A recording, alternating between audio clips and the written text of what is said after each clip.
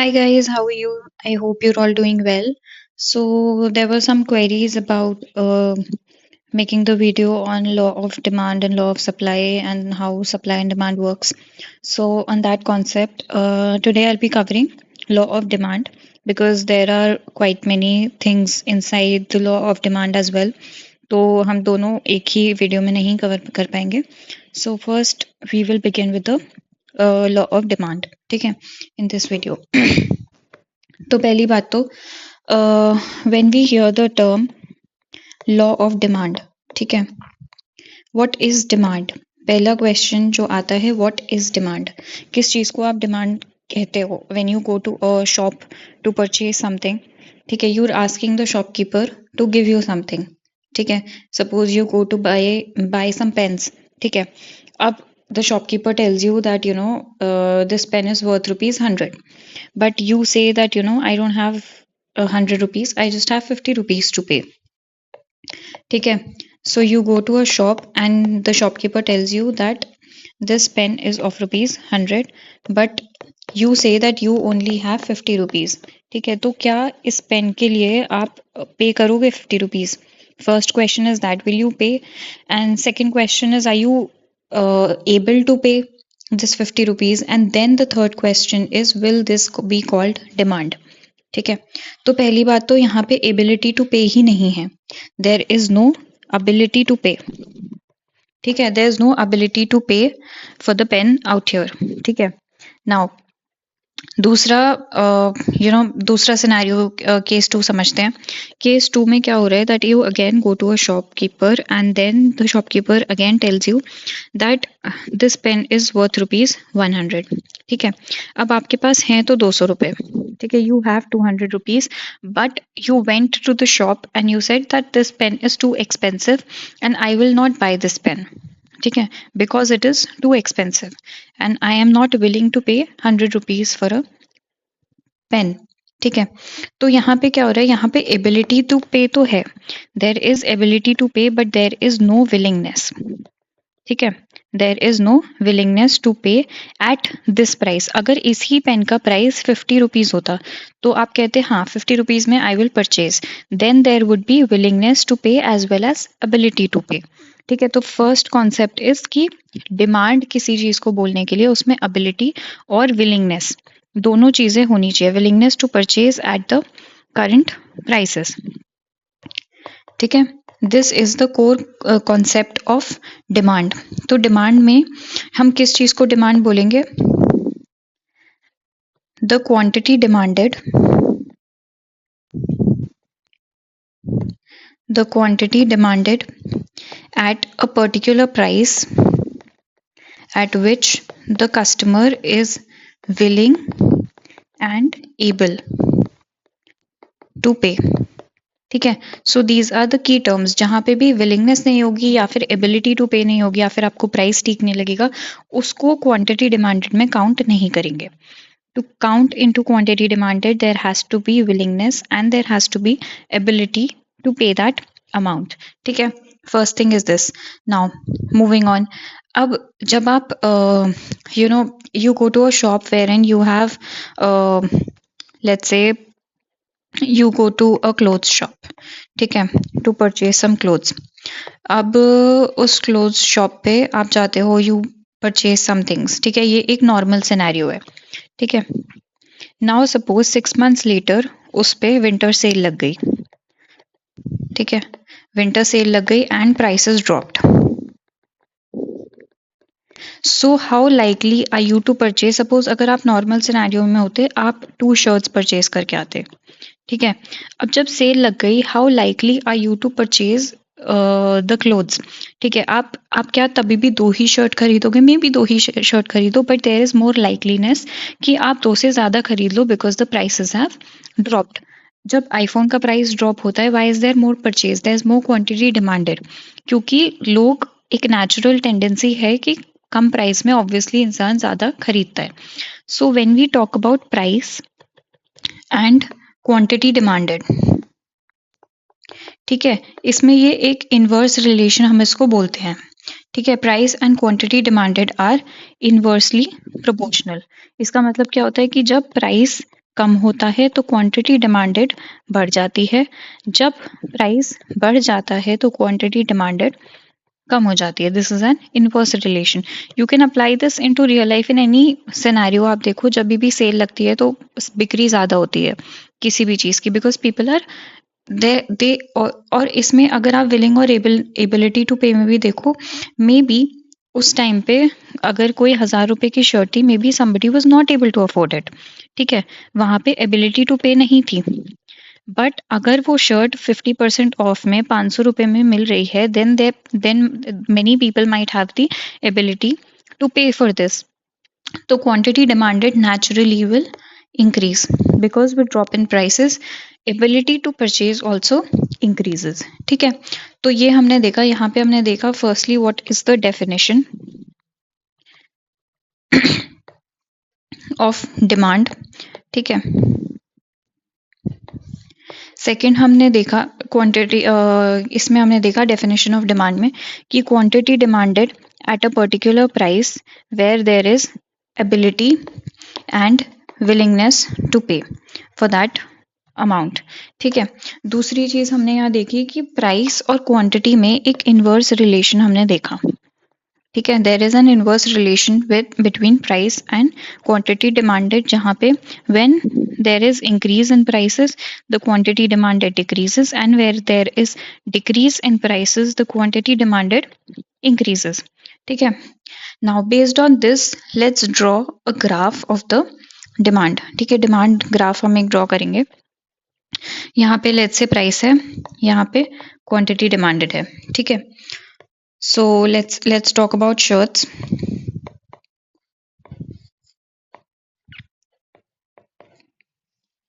ठीक है, let's say कोई शर्ट आपको मिल रही है 500। ठीक है, now as the price drops the quantity demanded increases. तो हमने देखा यहाँ पे एक इनवर्स रिलेशनशिप है। इनवर्स रिलेशनशिप का ग्राफ ऐसा बनता है, नेगेटिव। अब आप देखो जब let's say quantity demanded was 1000, people were buying around let's say 7 shirts, 6 or 7 shirts। ठीक है, बट जब सेल आ गई and the quantity demanded reduced, sorry the price reduced, तो क्या हुआ, इसकी क्वांटिटी डिमांडेड यहाँ पे बढ़ गई। Let's say now people are able to purchase at, इस पॉइंट पे people were purchasing let's say 7 shirts, now they are purchasing how many, let's say they purchasing 10 shirts। ठीक है, so with drop in prices what happens, the quantity demanded increases। this is the basic law of demand। this is the law of demand। what is the law of demand, that there is inverse relationship between price and quantity। ठीक है, अब इस slope को हम बोलते हैं negative slope. Negative slope क्योंकि ये डाउनवर्ड स्लोपिंग है। So if there is, let's talk about the slope of this demand curve. तो इसके स्लोप के बारे में हम क्या कह सकते हैं कि पहली बात तो ये स्लोप है downward sloping, downward sloping. Second thing, this is a negative slope. ठीक है, नेगेटिव स्लोप मतलब जहां पे एक इनवर्स रिलेशनशिप हमको दिखता है बिटवीन डिमांड एंड प्राइस। ठीक है, now let's see what happens with the quantity demanded with change in prices. ठीक है, अब मान लो ये प्राइसेस बढ़ के हो गए 1500 rupees. let's see in this graph only, suppose the price increases and reaches 1500 rupees। ठीक है, तो क्या हो गई, इसकी क्वांटिटी डिमांडेड रिड्यूस हो गई। यहाँ पे people are purchasing only 1 shirt. ठीक है, so when we are planting some points on the graph itself, जब भी चेंज होगा, whenever there is change in price and in price और क्वांटिटी, तो हम इसी स्लोप पे मूव करेंगे। वी विल मूव अप और डाउन दिस स्लोप। ठीक है, we will be moving on this slope. However, when there is change, अब ये जो हम ग्राफ को अज्यूम करते हैं ना, इसमें हम अज्यूम करते हैं कि बाकी सारी चीज़ें कांस्टेंट हैं, लोगों की प्रेफरेंसेस कांस्टेंट हैं, लोग मतलब सीजन सेम है। सपोज अगर हम विंटर सीजन का बना रहे हैं तो विंटर ही सीजन है, बिकॉज अगर समर सीजन हो जाएगा तो इररिस्पेक्टिव ऑफ प्राइस भी चेंज होगा डिमांड में। सो इन दिस केस हम क्या अज्यूम करते हैं, that all other factors remaining constant, all factors remaining constant. ठीक है, इस चीज को हम बोलते हैं ceteris paribus. It's just Latin way of saying it. ठीक है, ceteris paribus means all other factors remaining constant. So all other factors remaining constant, what happens to the quantity demanded when there is change in price? So in that case we will be moving up and down the same graph. तो इसको हम बोलते हैं movement along the graph. Movement along the graph कब होगा? जब आपका change हो रहा है due to price, when your quantity demanded is changed because of price. ठीक है, नाउ अज्यूम दैट ये हमने लेट्स से विंटर का ग्राफ बनाया। ठीक है, let's assume this is a graph of winters. ठीक है, now what happens to the अब समर सीजन आ गया। ठीक है, सीजन चेंज हो गया, now we are moving towards summer. Now what happens to the winter clothes. ये विंटर क्लोथ्स का ग्राफ था। ठीक है, ये जो हमने यहाँ पे बनाया, this was the graph of winter clothes की विंटर क्लोथ्स में प्राइस के अप एंड डाउन होने से विंटर सीजन में क्वांटिटी डिमांडेड में क्या चेंज रहता है। ठीक है, now let's see we are moving towards summer season. ठीक है, अब समर सीजन में क्या होगा, irrespective of change in prices there will be drop in quantity, because आप समर में स्वेटर खरीदने तो जाओगे नहीं। तो अब यहाँ पे प्राइस में कहीं चेंज नहीं हुआ, there is no change in price. Suppose price यहाँ पे 1000 रुपीज था एक शर्ट का या एक स्वेटर का, तो वो अभी भी 1000 रुपीज ही है। But will you be purchasing sweater और shirt during the summer season? Sweater, not shirt you might purchase, but woolen clothes will you be purchasing during the summer season? So there is no change in price here, but still there is some change in quantity. तो यहाँ पे हम क्या कह रहे हैं, ये जो citrus paribus है ये नहीं लग रहा। ठीक है, some factors other than price में change हो रहा है। Now what happens is, this was your original graph। ठीक है, suppose 1000 पे आप सपोज 6 शर्ट्स खरीद रहे थे। ठीक है, this was the original winter season में। Now what has happened is that you are moving towards summer season and the quantity demanded irrespective of change in price has dropped. ठीक है, तो अब क्या होगा, अब ये मूवमेंट अलोंग द कर्व नहीं होगा, क्योंकि अलोंग द कर्व हमने देखा था कि जब प्राइस में चेंज हो रहा है, यहाँ पे प्राइस तो कांस्टेंट है। ठीक है, अब क्या होगा, क्वांटिटी डिमांडेड अपने आप ही अंदर को मूव कर जाएगी, क्योंकि प्राइस के अलावा किसी फैक्टर में चेंज हो रहा है। So now this is your quantity demanded, ये आपका ग्राफ है। तो जो आप तो अब यहाँ पे जो ये बनेगा quantity demanded, this will be the quantity demanded. Let's say now it is 1 shirt. So at 1000 rupees only earlier you were purchasing 6 shirts, and at the same price you are now purchasing 1 shirt because the season has changed। ठीक है, now this is one factor की किस वजह से ये demand curve ऊपर नीचे होता है, इसको हम बोलते हैं shift in demand curve. Now when does this shift in demand curve happens? It happens due two reasons other than price.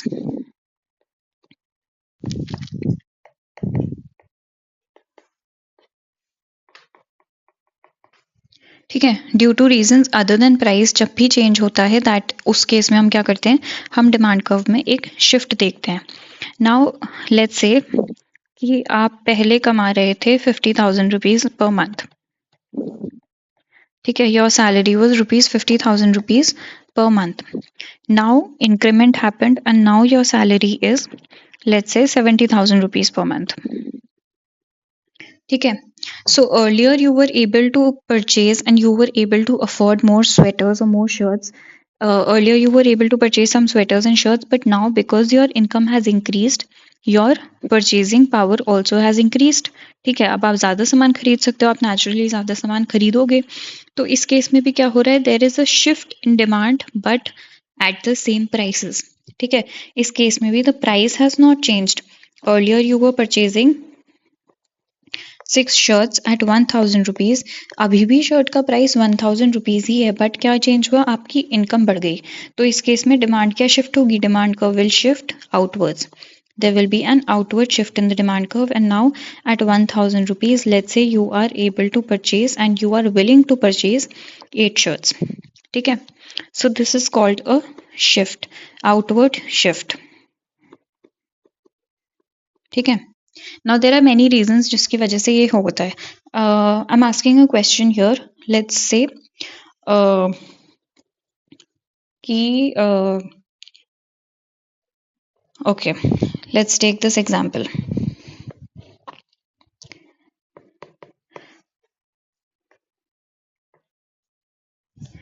Today the price of petrol is, let's say, rupees 100. ठीक है, there is a future expectation that the price of petrol is going to drop due to some reasons. ठीक है, अब एक future expectation है that let's say 15 days from now the price of petrol is going to drop to 95 rupees per liter. ठीक है, अब मुझे बताओ इसमें ये ओरिजिनल जो डिमांड कर्व है, ये ओरिजिनल डिमांड कर्व था, इस डिमांड कर्व में क्या होगा। ठीक है, take 30 seconds and your I tell you कि क्या क्या सोचना है इसमें। पहली बात तो हमें ये सोचनी है कि या तो मूवमेंट होगा या फिर शिफ्ट होगा। ठीक है, what will happen, will there be a movement in the demand curve or will there be a shift in the demand curve। ठीक है, दूसरी चीज कि डिमांड कर्व में मूवमेंट अगर है तो अप एंड डाउन मूवमेंट होगा, या फिर शिफ्ट है तो आउटवर्ड्स और इनवर्ड्स होगा। अगर मूवमेंट है तो अप और डाउन मूवमेंट होगा, या फिर अगर शिफ्ट है तो आउटवर्ड या इनवर्ड मूवमेंट होगा। ठीक है, this is the question. 30 seconds लो, इसके बारे में सोचो। ठीक है, I am just giving you 30 seconds to think कि प्राइस ऑफ पेट्रोल आज 100 रुपये है, कल 95 रुपीज़ हो जाएगा।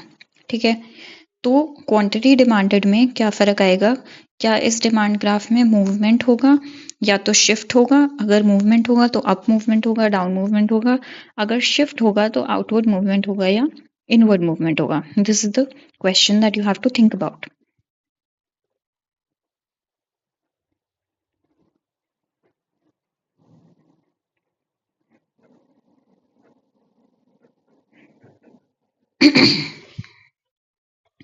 ठीक है, सो आई होप कुछ सोचा होगा आप लोगों ने। No matter your answer is right और your answer is wrong, because anyways I am going to explain here, but the thing is that you should be able to think, you should be able to, अगर आपके पास time नहीं था you can even pause the video और pause करके उसको सोचो कि क्या होगा। आपका आंसर गलत हो सकता है but you should be having the ability to think. ठीक है, ठीक है, अब क्या होगा कि मुझे लग रहा है कि कल कोई सी चीज़ सस्ती हो जा रही है। ठीक है, तो मैं क्या उस चीज़ को आज खरीदूंगी। इफ टुमारो अगर कल किसी चीज़ पे सेल लग रही है, सो आई विल से ना कि यार I will go and buy it tomorrow. तो आज की डिमांड ग्राफ में क्या होगा। अब पहली बात तो फर्स्ट क्वेश्चन का आंसर करते हैं कि मूवमेंट होगा क्या शिफ्ट होगा। क्या यहाँ पे प्राइस ऑफ पेट्रोल क्या यहाँ पे आज चेंज हो रहा है। Is there a change in price today. आज तो पेट्रोल का प्राइस उतना ही है। ठीक है, सो पेट्रोल के प्राइस में आज चेंज नहीं हो रहा, तो there will not be a movement, there will not be a movement in the demand curve, क्योंकि पेट्रोल का प्राइस आज चेंज नहीं हो रहा। आज तो पेट्रोल का प्राइस 100 रुपये ही है। एक फ्यूचर एक्सपेक्टेशन है कि फ्यूचर में यहाँ पे जो हम प्राइस लिखते हैं वो, और यहाँ पे जो हम क्वांटिटी डिमांडेड लिखते हैं वो आज की लिखते हैं। यहाँ पे जो हम मूवमेंट कर रहे हैं या फिर शिफ्ट कर रहे हैं, that we are doing based on today's prices and today's quantity demanded. ठीक है, आज के सिनेरियो में क्या होगा। ठीक है, तो पहली बात तो यहाँ पे मूवमेंट नहीं होगा because the price of petrol today is constant. ठीक है, देन फिर हमने देखा यहाँ पे शिफ्ट होगा because there is a change in the demand due to some future expectation. यहाँ पे फैक्टर क्या है? A future expectation, future expectation of some price. ठीक है, so there will be a shift in the demand curve. ठीक है, अब movement तो होगा नहीं, तो अप और डाउन की तो बात ही यहाँ पे खत्म होगी। दूसरी चीज, इनवर्ड मूवमेंट होगा या आउटवर्ड मूवमेंट होगा। नाउ अगर कल किसी चीज पे सेल लग रही है तो मैं उसको जाके कल खरीदूंगी ना, आज थोड़ी ना खरीदूंगी। So there will be an inward movement in the demand curve, क्योंकि उसकी क्वांटिटी डिमांडेड आज क्या होगी? रिड्यूस होगी। उसकी quantity demanded today will reduce, because कल उसकी प्राइस कम हो रही है, तो कल मैं जाके ज्यादा क्वांटिटी डिमांडेड होगी उसकी। इसी ग्राफ को अगर हमें कल बनाना होता तो आज का अगर ग्राफ ये है तो कल का ग्राफ ये होता। ठीक है, but we are talking about आज ग्राफ में क्या चेंज होगा। So there will be an inward movement in the graph. तो पहले अगर लोग इतना परचेज कर रहे थे पेट्रोल, वो कम परचेज करेंगे और उनकी क्वांटिटी डिमांडेड अब यहाँ पे हो जाएगी, सॉरी, तो उनकी क्वांटिटी डिमांडेड अब यहाँ पे हो जाएगी at today's prices, because they are expecting that future में prices are going to drop, so they will purchase in the future only and not today. ठीक है, सो यहाँ पे शिफ्ट होगा and there will be an inward shift in the demand curve. ठीक है, ये हमने देख लिया। Now let's look at certain factors कि इससे क्या क्या चेंज होगा डिमांड कर्व में।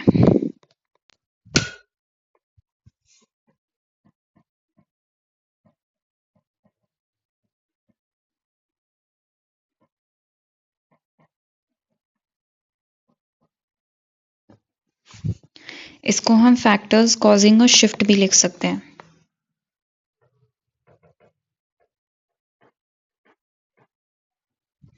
ठीक है, so one by one let's see. पहली बात तो अगर आपकी इनकम में चेंज होता है तो डिमांड कर्व में क्या चेंज होगा? अगर आपकी इनकम बढ़ गई तो क्वांटिटी डिमांडेड में क्या चेंज होगा? बढ़ेगी या कम होगी? क्वांटिटी डिमांडेड बढ़ेगी। यहाँ पे क्या होगा? Outward shift, outward shift in the demand curve.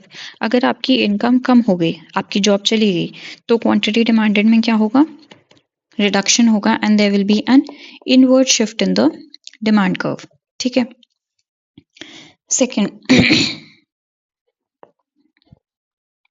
Let's talk about some other goods. इसकी बात कर लेते हैं। ठीक है, अब suppose you are somebody who likes both tea and coffee. ठीक है, let's talk about, there are two goods, tea and coffee. ठीक है, आपको दोनों पसंद है, it's your choice. ठीक है, now this is the graph of tea and this is the graph of coffee.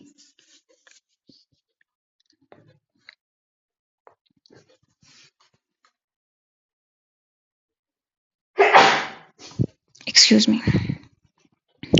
ठीक है, तो अब आपको बताना है कि ये जो ग्राफ था, नाउ सपोज कॉफी का प्राइस बढ़ जाता है। ठीक है, कॉफी आपको पहले मिल रही थी लेट्स से 50 रुपीज में, अब कॉफी मिल रही है आपको 70 रुपीज में। ठीक है, टी आपको पहले भी 50 में ही मिल रही थी, अब भी 50 में ही मिल रही है। ठीक है, नाउ टेल मी कि कॉफी का प्राइस चेंज होने से टी के ग्राफ में क्या फर्क आएगा। ठीक है, now listen to it carefully and listen to it again. You are somebody who likes both tea and coffee, आपको दोनों चलेगा। ठीक है, कॉफी का प्राइस बढ़ गया है, टी का उतना ही है। ठीक है, so now will you purchase coffee और विल यू परचेज टी? ठीक है, it is more likely that you will purchase T, क्योंकि आपको दोनों पसंद है। It's like you like both these things. ठीक है, so the quantity demanded of T will increase because the price of coffee has increased. तो यहाँ पे क्या होगा? पहली बात तो टी के ग्राफ में शिफ्ट होगा, क्योंकि टी का प्राइस चेंज नहीं हुआ, टी के प्राइस तो सेम ही है। ठीक है, तो इसमें एक आउटवर्ड शिफ्ट हम देखेंगे। 50 रुपए में जब लोग इतनी पीते थे, अब 50 रुपए में लोग इतनी कॉफी पियेंगे। ठीक है, this much, because why has this shift happened? Because there is the change in price of coffee and not of tea. ठीक है। अब टी एंड कॉफी को हम क्या बोलेंगे? These are called substitute goods, कि एक की जगह दूसरे गुड का इस्तेमाल हो सकता है। ठीक है। Suppose you are using suppose you using Colgate, ठीक है, पेप्सोडेंट का प्राइस बढ़ गया, मतलब सपोज यू आर यूजिंग हाँ कोलगेट और पेप्सोडेंट का प्राइस बढ़ गया, तो लोग कोलगेट ज्यादा खरीदेंगे ना, पेप्सोडेंट क्यों खरीदेंगे? उनको क्या फर्क पड़ा, उनको तो पेस्ट चाहिए, है ना। Unless and until you have a specific this thing that you have to purchase tea only, या फिर यू डोंट लाइक कॉफी, या फिर you know you have to use Colgate only, then it is different thing. ठीक है, but if they can be used interchangeably, तो substitute goods के price से क्या फर्क पड़ता है? अगर सब्स्टिट्यूट गुड का प्राइस बढ़ेगा, सब्स्टिट्यूट गुड का प्राइस, जैसे यहाँ पे कॉफी एक सब्स्टिट्यूट गुड है, उसका प्राइस बढ़ गया, तो क्वांटिटी डिमांडेड आपके गुड की क्या होगी? बढ़ेगी।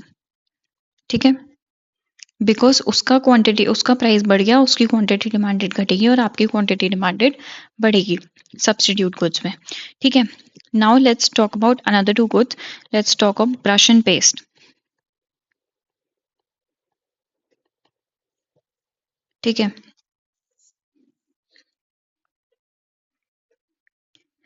तो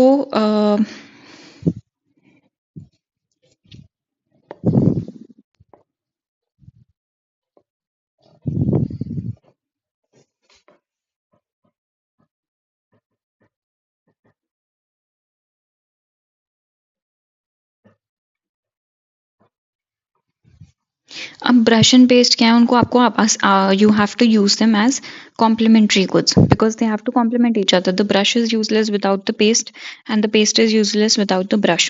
So if the price of complementary goods increase, suppose paste का प्राइस बढ़ जाता है, ठीक है, पेस्ट का प्राइस पहले यहाँ था, अब पेस्ट का प्राइस यहाँ हो जाता है। ठीक है, तो पेस्ट की क्वांटिटी डिमांडेड में क्या चेंज आया? पेस्ट के, just give me a second.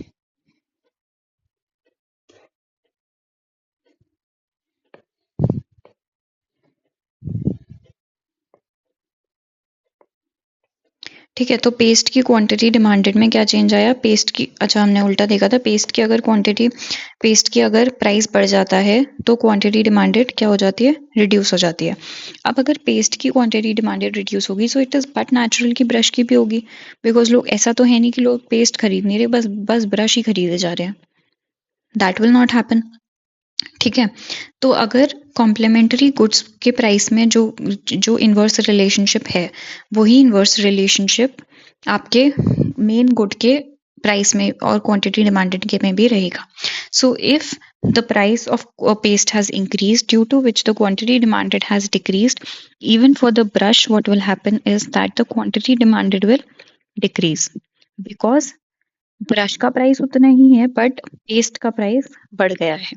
They are complementary goods, they are used as a bundle, उनको साथ में यूज किया जाता है एज अ बंडल।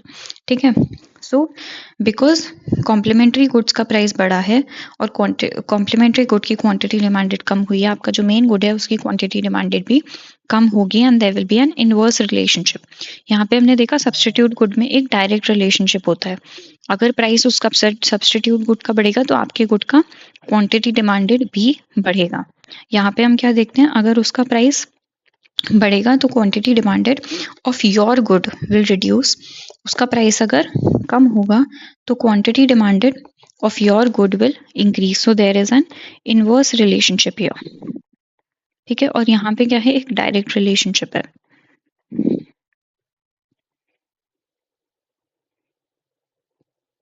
ठीक है, सो वी स्टडीड किस किस चीज़ों से शिफ्ट आता है। पहली तो हमने पढ़ी कि इनकम की वजह से शिफ्ट आता है, दूसरा हमने पढ़ा कि कॉम्प्लीमेंट्री और सप्लीमेंट्री गुड्स की वजह से भी there is some shift. Third thing that we had seen was future price का एक्सपेक्टेशंस। ठीक है, अगर फ्यूचर में प्राइस कम होगा तो आज की क्वांटिटी डिमांडेड क्या होगी? कम होगी। अगर फ्यूचर में आपको प्राइस, आपको दिख रहा है कि फ्यूचर में बढ़ जाएगा यार, तो इसको अभी खरीद लो, इसकी क्वांटिटी डिमांडेड बढ़ जाएगी। तो यहाँ पे भी क्या है, एक डायरेक्ट रिलेशनशिप है। ठीक है। Now what happens is, slope देखते हैं डिमांड का। ठीक है, एक डिमांड कर्व ये है, एक गुड का डिमांड कर्व ये है।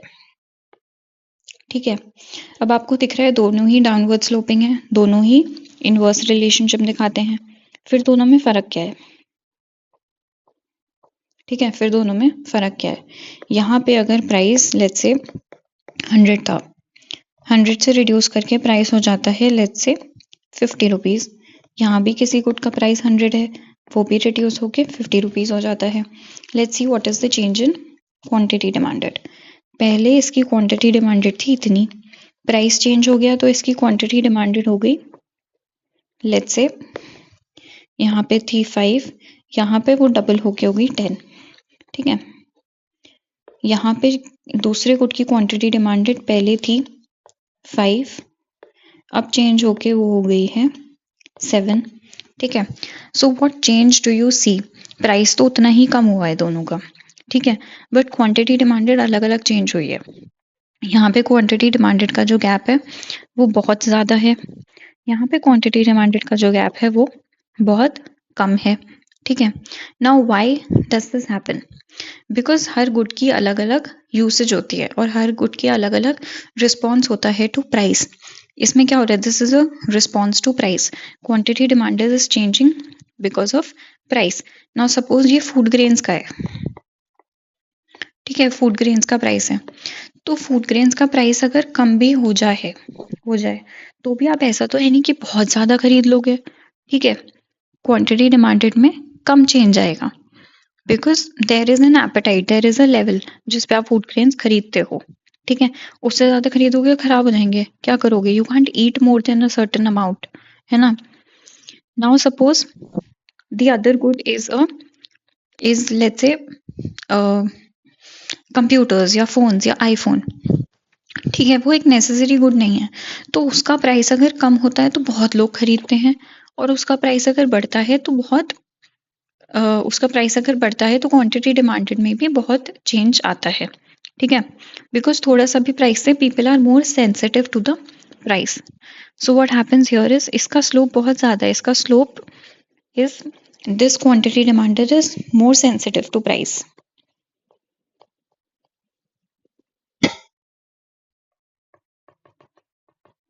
This is more sensitive to price, this is less sensitive to price. Now, although I have already told you, but let me ask you a question.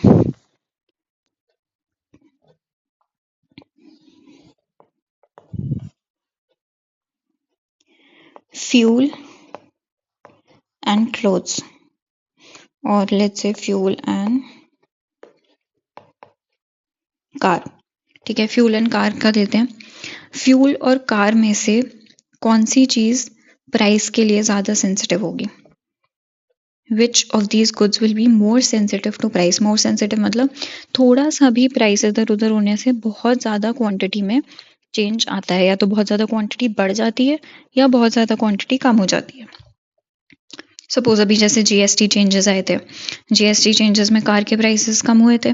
ठीक है, तो सोचो कि ऐसे में गुड्स पे क्या फ़र्क पड़ेगा, which is more sensitive to price and which is less sensitive to price? Fuel in any case जिनके पास कार्स हैं उनको खरीदना ही है। ठीक है, अब ऐसा तो है नहीं कि फ्यूल के प्राइस अगर कम हो जाएगा तो गाड़ी में अगर 20 लीटर पड़ता है तो वो 50 लीटर पड़वा लेंगे, ऐसा तो नहीं होगा ना। ठीक है, but somebody who needs to purchase a car, उसकी अगर प्राइस बढ़ती है so may be is not able to afford it, या फिर मे बी वो बोलेगा मैं बाद में खरीद लूंगा, या फिर अगर उसकी कार की प्राइस कम होती है so more people go to buy it. ठीक है, so car is here more sensitive to price, more sensitive to price, and fuel is less sensitive to price. ठीक है, अब ये जो सेंसिटिविटी की हम बात कर रहे हैं ना, इस सेंसिटिविटी को ही हम बोलते हैं elasticity. Although I will not be covering the topic of elasticity in detail out here, क्योंकि हमें कुछ गुड्स का और पढ़ना है, but I am just giving you brief out here कि ये जो सेंसिटिविटी टू प्राइस है that is only what is called elasticity of demand. इस केस में क्या है, ये बहुत ज्यादा सेंसिटिव है, तो इसमें elasticity will be greater than 1।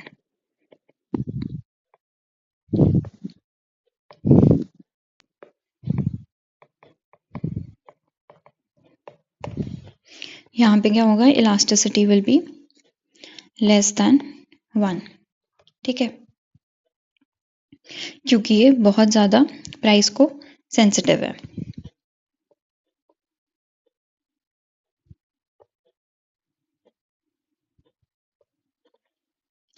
Moving on, there are some other goods जिनका हमें पढ़ना है। There is something called, okay वो बाद में बताऊंगी, पहले एक क्वेश्चन का आंसर करो कि कोई सपोज एलवी का बैग है, ठीक है।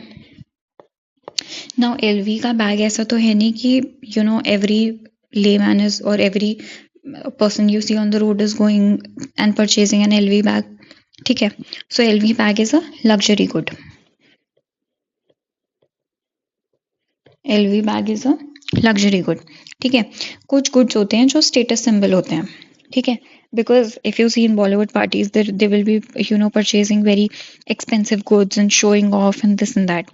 So what happens इस गुड में जो प्राइस की जो लॉ ऑफ डिमांड होता है वो चेंज हो जाता है। नाउ व्हाट हैपेंस इज, अगर एलवी बैग का प्राइस बढ़ जाता है, so LV bag is a status symbol, ठीक है, that see I am purchasing such an expensive bag, it's like that. So LV bag का अगर प्राइस बढ़ जाता है तो इसकी क्वांटिटी डिमांडेड भी बढ़ जाती है। हमने जो नॉर्मल लॉ ऑफ डिमांड में देखा कि price is inversely relational to quantity, price कम होता है तो क्वांटिटी डिमांडेड बढ़ जाती है। बट लग्जरी गुड्स में क्या होता है कि quantity demanded increases with N increase in price. यहाँ पे एक क्वांटिटी डिमांडेड और प्राइस का एक डायरेक्ट रिलेशनशिप होता है, ठीक है। इन गुड्स को हम बोलते हैं Veblen goods,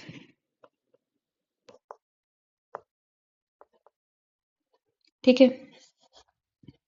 so with increase in price there is an increase in quantity, ठीक है। नाउ अच्छा यहाँ पे एक चीज और बताओ कि यहाँ पे हमने पढ़ा था कि इसमें मूवमेंट हो रहा है, ठीक है। इनकम का हमने पढ़ा था कि इनकम अगर बढ़ती है तो क्वांटिटी डिमांडेड इंक्रीज होगी, इनकम अगर कम होती है तो क्वांटिटी डिमांडेड डिक्रीज होगी। There will be an outward और inward shift in demand curve, ठीक है। अब मुझे बताओ कि किसी की इनकम अगर 50,000 से 70,000 हो गई, ठीक है।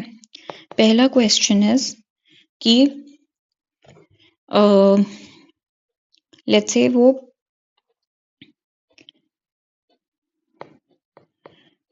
ब्रांडेड शूज की क्वांटिटी डिमांडेड पे क्या असर आएगा और रोड साइड शूज की क्वांटिटी डिमांडेड पे क्या फर्क आएगा, ठीक है। With increase in income what is the effect on branded shoes and what is the effect on road side shoes, ठीक है। अब किसी की अगर इनकम बढ़ रही है वो नेचुरली ब्रांडेड शूज खरीदेगा, तो ब्रांडेड शूज की क्वांटिटी डिमांडेड क्या होगी, इंक्रीज होगी। जैसा कि हमने यहाँ पे देखा था कि नॉर्मल गुड्स के केस में इनकम इंक्रीज होती है तो क्वांटिटी डिमांडेड इंक्रीज होती है और आउटवर्ड शिफ्ट ऑफ ग्राफ होता है। बट रोड साइड शूज की क्या होगी, अब वो रोड साइड शूज खरीदेगा, नहीं खरीदेगा, तो रोड साइड शूज की क्वांटिटी डिमांडेड में क्या आएगा, एक डिक्रीज आएगा, ठीक है, क्योंकि उसकी इनकम बढ़ गई है। So the income effect on normal goods और let's say on branded goods, इसको आप लग्जरी गुड्स से भी बोल सकते हो कि जैसे इनकम बढ़ी तो लग्जरी गुड्स की क्वांटिटी डिमांडेड बढ़ जाती है, ठीक है। और यहाँ पे inferior goods, so with change in income inferior goods की तो क्वांटिटी डिमांडेड कम हो जाएगी, बट नॉर्मल या ब्रांडेड गुड्स की क्वांटिटी डिमांडेड विल इंक्रीज, ठीक है। सेम हमने यहाँ पे लग्जरी गुड्स का, अब यहाँ पे हमने देखा यहाँ पे इनकम का इफेक्ट देखा, ठीक है। यहाँ पे इनकम का इफेक्ट देखा on normal and inferior goods. यहाँ पे हम देख रहे हैं कि प्राइस का क्या इफेक्ट होगा, what will be the effect of price on luxury goods. ठीक है। सो यहाँ यहाँ इस केस में शिफ्ट नहीं होगा, इस केस में मूवमेंट अलोंग द कर्व होगा। ठीक है। So the graph here would look like something like this. अगर प्राइस पहले इतना था, क्वांटिटी डिमांडेड इतनी थी, अब प्राइस क्योंकि बढ़ गया है तो लग्जरी गुड्स की quantity demanded also has increased. So यहाँ पे डिमांड कर्व उल्टा हो जाता है in case of luxury goods because these are status symbols. ठीक है। Now let's see what is the effect on inferior goods.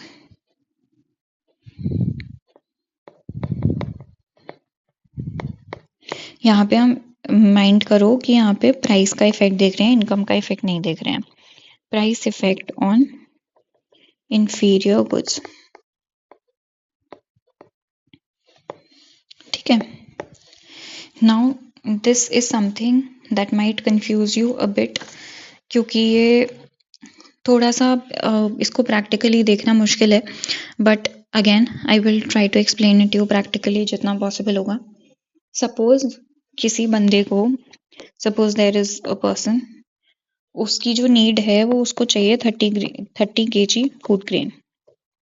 ठीक है, उसकी नीड है 30 kg फूड ग्रेन की। ठीक है। और उसके पास जो मनी है, उसके पास जो द मनी ही has to pay is 200 rupees. उसके पास 200 रुपये ही है और उसको 30 kg फूड ग्रेन की ज़रूरत है। ठीक है। अब फूड ग्रेन्स ऐसे मिल रहे हैं कि जो वीट का प्राइस है वो तो है 10 पर kg, और जो बाजरा का प्राइस है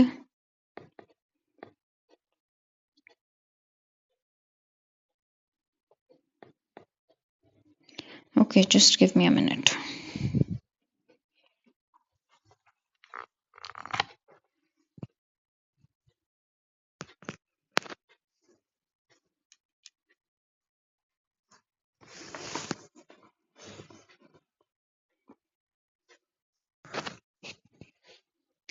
ठीक है, तो जो बाजरा का प्राइस है यहाँ पे दैट इज लेट्स से 5 पर kg। ठीक है। तो अब उसके पास 200 रुपये ही हैं खरीदने के लिए। ठीक है। तो वो क्या करता है कि वो जो अभी खर्चा करता है वो वीट और बाजरा दोनों ग्रेन्स खरीदता है। वीट वो खरीदता है, वीट वो खरीदता है 10 kg। ठीक है। और 10 रुपए का प्राइस है, तो वीट पे उसने कितने रुपए खर्च किए? 100 रुपए खर्च किए। ठीक है। बाजरा वो खरीदता है 20 kg और 5 रुपए का पर kg है, तो यहाँ पे भी उसने कितने खर्च किए? 100। यहाँ पे उसका टोटल एक्सपेंडिचर आ गया। ठीक है। 200 रुपीज उसके पास थे, 200 उसने खर्च कर दिया यहाँ पे।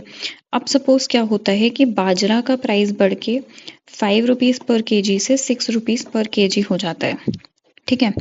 क्या हो रहा है कि जो इंफीरियर गुड है उसका प्राइस बढ़ रहा है। ठीक है। What is happening is price of inferior good is increasing. ठीक है। So now what happens is that उसका quantity demanded will change as उसकी नीड अभी भी 30 kg की है। यहाँ पे 30 kg की उसकी नीड भी पूरी हो रही है। ठीक है। उसकी नीड अभी भी 30 kg की है और उसके पास मनी अभी भी 200 रुपीज ही है। ठीक है। And price of bajra has changed from 5 rupees to 6 rupees, ये चेंज आया है। और जो वीट का प्राइस है वो अभी भी 10 रुपीज पर kg ही है। ठीक है। तो इंफीरियर गुड का यहाँ पे प्राइस बढ़ा है। Now what he does is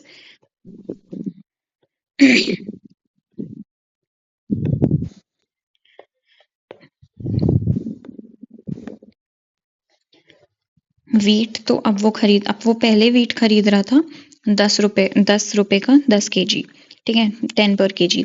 now he purchases 5 kg for 10 rupees and spends 50 rupees on wheat and purchases 25 kg bajra at the rate 6 per kg. So now he's spending 150 rupees on bajra. उसने अभी भी 200 रुपये ही खर्च करे और उसको अभी भी 30 kg फूड ग्रेन ही मिला जो उसकी ज़रूरत थी। Now with all this, what is happening is that earlier the quantity demanded of bajra was 20 kg. Now the quantity demanded of bajra is 25 kg, even though the price of bajra has shifted from 5 to 6 rupees per kg.